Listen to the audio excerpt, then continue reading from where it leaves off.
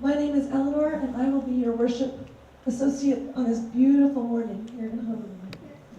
We are a welcoming and open community, bound together with shared principles and a shared mission to boldly grow compassion, justice, and joy. You are welcome in this place.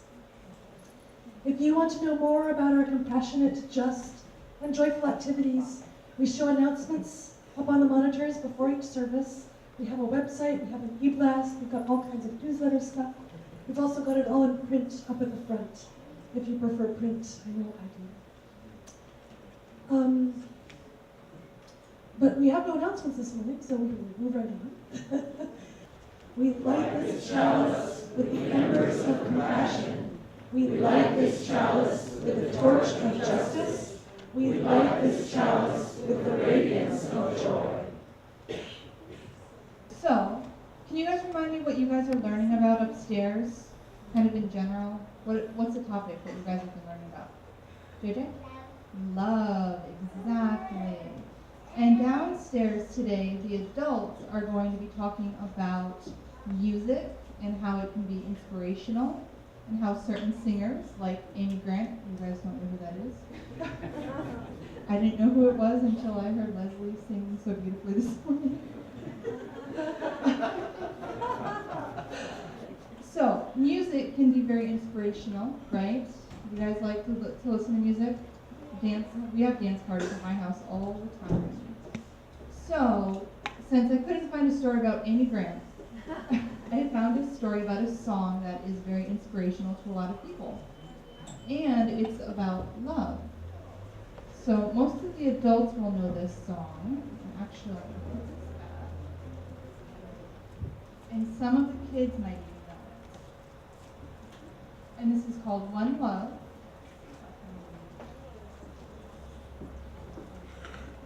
Alright. So it's called One Love by Bob Marley.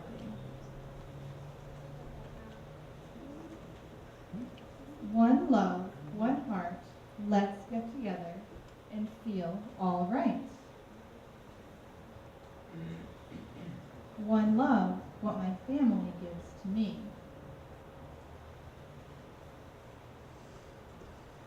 One love, what the flower gives to the bee.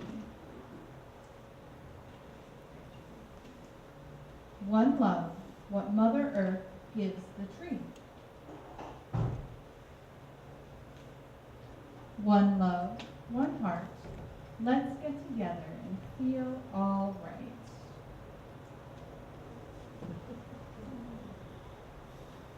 One heart, like the birds, I long to be free.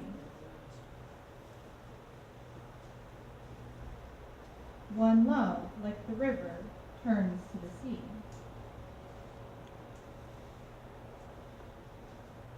One heart, like the music, just feel the beat. Let's get together and feel all right. One love when your hand reaches out for me.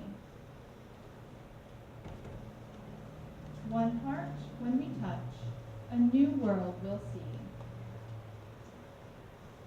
One love, one heart, let's get together and feel all right. So now when you guys go up to your classrooms, you're going to go talk about love. The little guys are going to talk about love surrounding us. The older kids will talk about awesome love. And then our youth group is going to talk about the call of our UU heritage, which is full of love. So now we're going to see you guys out to your classrooms and up the stairs. Thanks, guys. We've already got a bridge ready for you.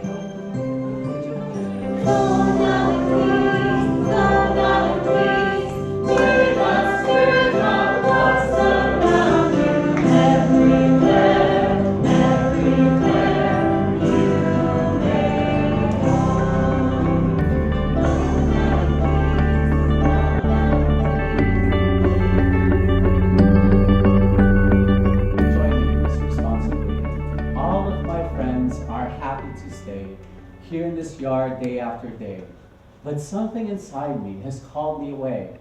I don't understand, but I know I can't stay. I'm gonna fly. I have felt for the first time I can be myself.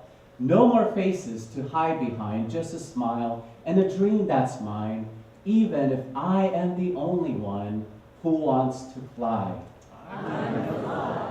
All of my life seems to have waited for the time to start, being the person inside of me, unafraid of being me, even if I am the only one who wants to fly. If I had my life to live over again, I'd run barefoot, relax a bit more. And I'd talk to my children, and I'd learn how they laugh, and I'd teach them how I've learned to fly. Indeed, for the whole month of February, we will be talking about music and musicians that inspire us. And so today, I'm going to model it by talking about a certain musician that has inspired me over the years. And you know how you can tell who someone listens to, yeah? You borrow their iPod and try to look through and scroll through that list of artists to see who appears the most, yeah? And if you look through mine, Amy Grant is definitely right up there. And comes close to a second is Glee. And if you were to ask me before, during my conservative born-again Christian days, I'd tell you that the fourth member of the quadrinity is Amy Grant. So even back then, I never believed in just three, yeah? So I guess now that makes me a binitarian, because I'm a Unitarian, but I also believe that Amy Grant is a goddess, so I don't know, what does that make me? And if that doesn't work for you, if you absolutely hate Amy Grant's guts, I would not only accuse you of blasphemy and include you in my sorrow next week during the Book of Life, but I also say, too late, you're stuck here, and I'm having the ushers shut the door. So you might as well sit back, relax, and enjoy the sermon for the next 10 minutes. Although I should say, just feel free to replace Amy Grant with insert your other favorite artists here. After all, Amy Grant also had a few favorite artists growing up. She enjoyed Carole King and James Taylor and Elton John, some of these people you may have heard of. And so whoever it is for you this morning, be it Pete Seeger, who just passed away this past Tuesday, I believe it was, yeah, who was a closet UU at heart, or was he openly? Was he out of the closet? Well, he came to General Assembly, but I don't think he ever signed a book, so he wasn't an official member, Mimi. So in my mind, that's still a little bit closeted. Who else? Bob Marley. If it's Bob Marley or Madonna, who doesn't like Madonna, right? Like a prayer, we should sing that in church sometime. Or Miley Cyrus. Okay, we didn't get any. Okay, well, okay, fine. Never mind. All right, so, or how about Justin Bieber? You know, any believers out here? Do you believe? Okay, never mind. So proud. All right, we'll stick with Amy Grant. I don't know what it is about Amy Grant that has drawn me to her. It may be the fact that I was born a bicentennial baby, so 1976. You do the math to see how old I am. But she started recording her first album when she was 15 years old in Nashville, Tennessee, right? So that was a long time ago. And ever since then, she's experimented with so many different kinds of music, and she's even tried a hand at the pop world, so she can't be just categorized into one category. And she's even done a couple of country songs here and there, especially after being married to Vince Gill. How could you not write a country music after that, right? And so Amy Grant has been on the top of my list ever since I could remember. And one of the reasons is probably because I think she comes up with such authentic stuff, and she writes from her own experiences.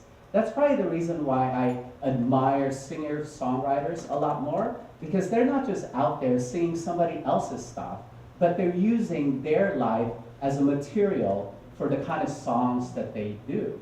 And one of the songs that sticks out in my mind is a song called Behind the Eyes. And Amy tells the story of the time when she was sitting at a park bench in Santa Monica, California, and all of a sudden, lo and behold, a homeless guy approaches her. And instead of just running away from him like some celebrity would, she decided to engage in a talk story time with this homeless person and just wanted to find out, how's life for you? And what must have been the situations that have brought you at this point in your life? And she started writing. And pretty soon she came up with this song that says, we are all the same, it seems, behind the eyes. Broken promises and dreams in good disguise. All we're really looking for is somewhere safe and warm, the shelter of each other in the storm. Maybe one day we can turn and face our fears. Maybe one day we can reach out through the tears. After all, it's really not that far to see where hope is found. Maybe one day we can turn this world around. How's that for an anthem? For PIO, for the Progressive Interfaith Ohana. You know, it's right along up there with For Everyone Born, right? For everyone born, a place at the table. And so for me, it's such a wonderful way to make sure that we are not just looking at life with a rosy-colored pair of eyeglasses, you know, that it's not just great all the time, but how can we have a learning experience with everyone we encounter, even on a park bench in Santa Monica, California? But you know what really still gets to me, even to this day, are the times that Amy Grant, I felt like, has been there for me during the toughest moments of my life. So going through college, even though I went through an ultra-liberal college for the first year, which was UC Santa Cruz, you can't get much more liberal than that, right? Go banana slugs. But at the time, I was still in such denial about who I was. And I was still going to this ultra-conservative fundamentalist church called Santa Cruz Bible Church. And all the time, I was still being taught that who I am was sinful and that I can't even say that word, I'm an abomination in God's eyes. And so I have had to feel like I was living one life on a Sunday morning, and when then I'd go back home for the rest of the week, I'd be some other person. So there's Jonipher A and Jonipher B. It was almost like I had a split personality going on here. And going to school became really difficult because I really could not grapple with putting two and two together. I couldn't grapple with having that connection between my mind and what my spirit tells me, and what my heart tells me, and what my body tells me, and what my church teaches me. And so what I would do is I would just, on the bus, I would listen to my Walkman. And yes, that is how old I am. I never felt older than when Jenna said, the kids probably don't even know who Amy Grant is. I was like, oh my God. Anyway, so I was listening to my Walkman, and this song would be on repeat mode. So it would loop all over again. And I don't know if Eleanor actually has mind reading capabilities or not, but we actually didn't plan this out. And this is how the process goes with the worship associates. So I usually don't find out what the responsive reading is until Thursday afternoon. And she doesn't usually find out what I preach about until Sunday morning when I actually preach it, yeah? And yet, she chose I'm Gonna Fly as the reading. And that was the song that absolutely saved my life. Because if you hear the chorus to it, I'm gonna fly, no one knows where. I'm gonna fly, I'm lighter than air. Because I have felt for the first time I could be myself. No more faces to hide behind, just a smile and a dream that's mine, even if I am the only one who wants to fly. So who cares what my Santa Cruz Bible Church said about who I was? I am gonna soar, and I am gonna fly, and I am gonna live my life as true and with as much integrity as I know how to live it. And so that began my moment of aha. And these are the moments in which I could tell that I am learning great and invaluable insights here. in terms of my faith and how I'm going to live a very authentic life. So that's the first thing I'd like you to think about as you think about your favorite artists, is what lessons do they have to teach you about faith and spirituality and how you are in touch with every other human being out on the planet. And I must admit, I know I told you that she's dominant on my iPod. One of the things I struggle with is the theology over some of her songs as I've matured, let's say, over the years. And Amy Grant actually is the most palpable for me Christian musician there is out there, because at least she doesn't focus on all the sin and guilt stuff that everybody else does. And so for me, her message is more about mercy and grace and forgiveness. And for me, I could actually translate that into a UU context, because don't we all struggle with those concepts in our lives every day, of finding grace and more forgiveness and more mercy out there, yeah? Anyway, where was I going with that? I had a point there somewhere. So as we may know, she's labeled the queen of contemporary music, right? Contemporary Christian music. And she's also, you may not notice, in my mind, she's the queen of Christmas music. So she's up there with Nat King Cole and everybody else. She has produced so many Christmas songs out there. And I really don't believe in probably 90% of the Christmas stuff, you know, if I take it literally. But still, every Christmas, I would listen to her music, because for me, it has that nostalgic feeling. It's kind of like eating comfort food, you know? That I may not think it's good for my body because of the caloric intake, and I'm sure it's full of trans fat there somewhere. But I'm sure that, you know, after I eat it, though, that it'll bring me some sense of relief and awe, and I'm just like, it feels like I'm just snuggling next to a blanket on a cold winter morning. So for me, music actually transcends theology. And I know there's a bit of a debate with the band going on about that, but think about it. You know, you may not necessarily agree with every single word, and I know as you use, that's why we read ahead in the hymnals to see if we agree with the theology before we actually sing it. But can we just kind of look beyond that for a little bit and say, is there any other value from this music that I resonate with? Is there a way that it could still inspire me, even if I don't agree with the theology 100% of the time? So for me, that's part of what resonates with me with Amy Grant. Oh, I almost forgot to mention this too. And besides, believe it or not, even when she was still in the Christian world, she was ostracized by the Christian community. And yeah, I see a lot of puzzled look. You want to know why? So people like Jerry Falwell, for example, said that she dresses like a slut, merely because she goes on stage wearing leather pants, which was in during the 80s, yeah? And she had the audacity to go barefoot. Ooh. Showing skin, now that's risque, yeah? Any good Christian woman would never show that much skin. And so for me, I've always had a sense of identification with her, that for her, faith isn't about a list of what to do or what not to do or what to wear or what not to wear, but it's more about one's inner journey and one's way of being authentic and real in the world. So the second lesson that I learned from Amy Grant, and perhaps you learned this lesson too from your favorite singer or songwriter, this is the lesson about love. Now, Baby Baby, some of you may not know this, but wonderfully sung by Leslie. She might be my new Amy Grant, actually. I worship you, Leslie.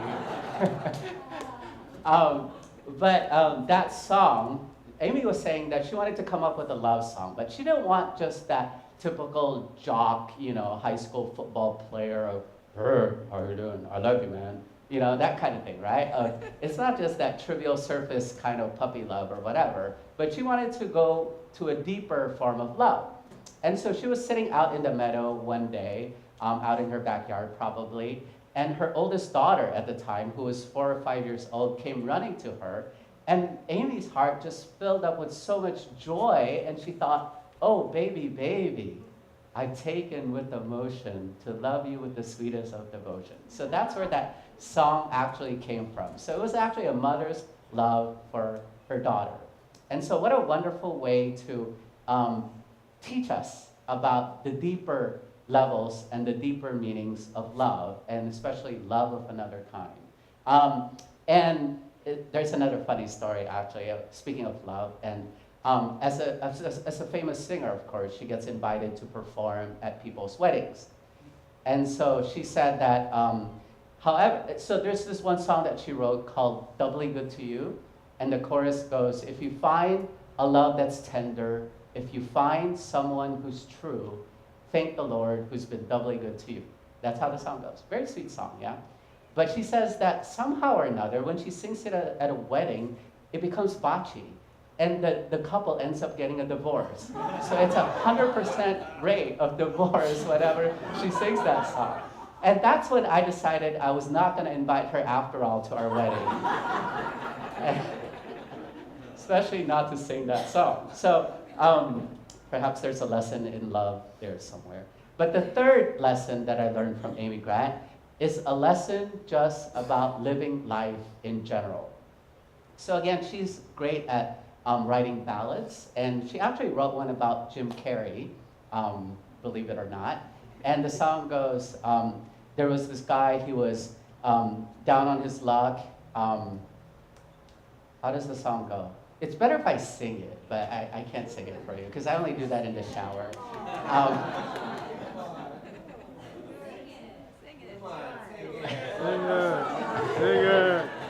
Never mind, I'll use a different song as the sermon illustration. Where was I going with this? All right, time to go back to my answer. No, I'm not going to do Jim Carrey. All right, so there was this one time that she actually, was interviewed for the Katie Couric show. And her latest album, called How Mercy Looks From Here, talks about some of the experiences that she shared with her mother just before she died, and how difficult it was because she was struggling with dementia. So I know back in December, we had this as a sermon topic about dealing with a mother's dementia. And her mother couldn't even remember the fact that she's a singer.